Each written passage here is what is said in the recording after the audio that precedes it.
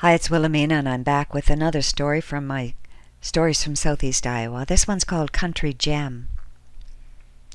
It was Anne and Glenn Sourwine who invited Jerry and me to the Country Jam in Selma.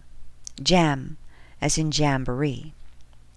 Selma was within easy driving distance from Fairfield. This was in 1990, and we knew the Sourwines from square dancing.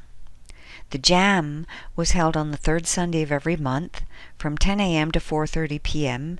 in the only building that was left of the town besides the one gas pump.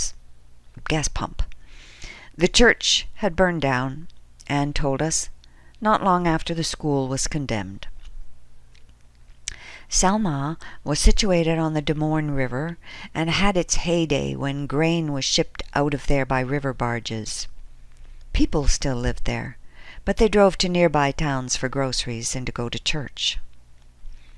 Half of the building where the Jam was held was the post office, and the other half was the Oddfellows Hall, which had a kitchen behind the main room.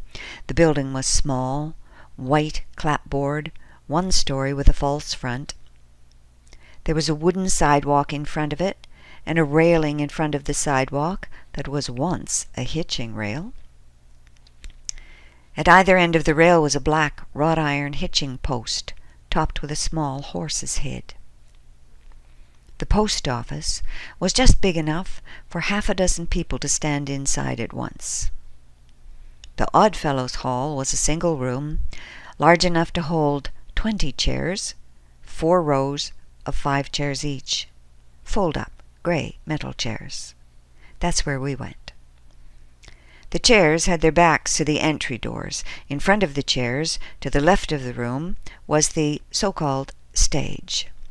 The stage area was level with the chairs and had an old, black, upright piano against the left wall. To the right of the stage area, there were 2 old, brown, naugahyde easy chairs, one sitting crooked because a leg was missing from the back of it. Beside the piano, on the wall, was a small blackboard. When people arrived, and if they wanted to play at the Jam, they marked themselves on the board for a time slot. Then they played or sang or anything at all. There was a mic on a stand. Anne Sourwine loved children. When Glenn and I were married, she told us, I told him I wanted to have 6 children in 6 years. We did get the 6 children, but it took me 20 years. She and Glenn have taken all their children square dancing. With the last baby, Christy, Anne said, I went to one dance very pregnant, and to another dance 10 days later with a baby in a wicker basket. Ron Rominger, the caller, said to me, if I had known you were that close, I'd have played all slow numbers. Anne and Glenn took Christy on a camping trip when she was only 6 days old. To heat the baby bottle, she said, I put it in a bean can filled with water. Glenn turned on the truck motor and heated the water on the manifold. One of the performers of the afternoon, a man who stood at the microphone and sang, was almost as broad as he was tall. His hair was in a brush cut. It didn't have Vaseline in it, but every hair was standing straight up. He must have slept with a nylon stocking on his head, the way the boys with brush cuts did when I was a teenager in the 50s. He wore his pants up to his natural waist. His shirt, above the pants, looked like it had an inner tube in it around the middle.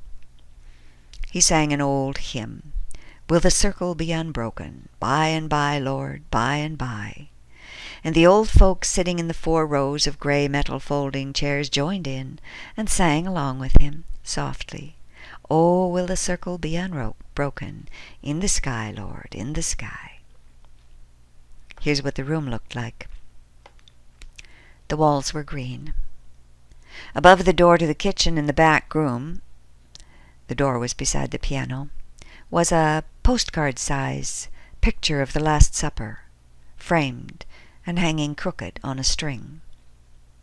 Heavy electrical wires, also painted green, climbed the walls like Virginia creepers and snaked around to each outlet. 3 wires crawled across the ceiling to where bare light bulbs dangled above our heads. The walls were covered with black and white photographs of high school graduating classes. Anne said the photos were moved here when the school building was condemned. Ben Sourwine, age 13, was there, and so was Christy, who was 11. We had seen them before at the square dances. They were always there with their parents.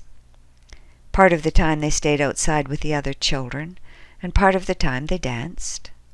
They knew the calls better than Jerry and I did. At the jam, when it was the turn of the Sourwine family to perform, Ben played a mandolin.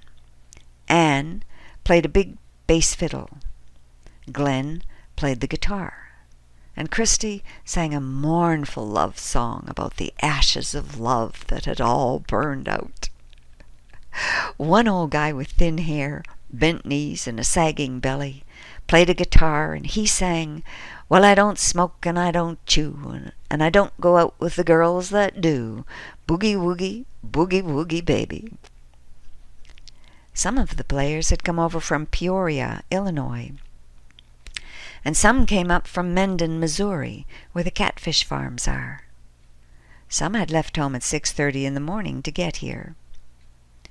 On warm summer Sundays, Anne told us, there might be 4 groups playing at once. One group in the hall, another in the kitchen, a third out front under the tree, and a 4th around back by the leather shop. The leather shop was the only business in Selma, besides the gas pump. A gray-haired lady stood up to sing. Her pants were red corduroy, and her runners were bright blue-green. Her husband was taping her. At home, Anne told me, this couple listens to these tapes over and over, over and over. In one of the Naugahyde chairs, the good one, a small, frail-looking old lady with blue hair and a pink polyester pantsuit and clunky white runners was nodding in and out of sleep. Then came a group with a fiddle, a banjo, a bass, and a guitar. No one had sheet music.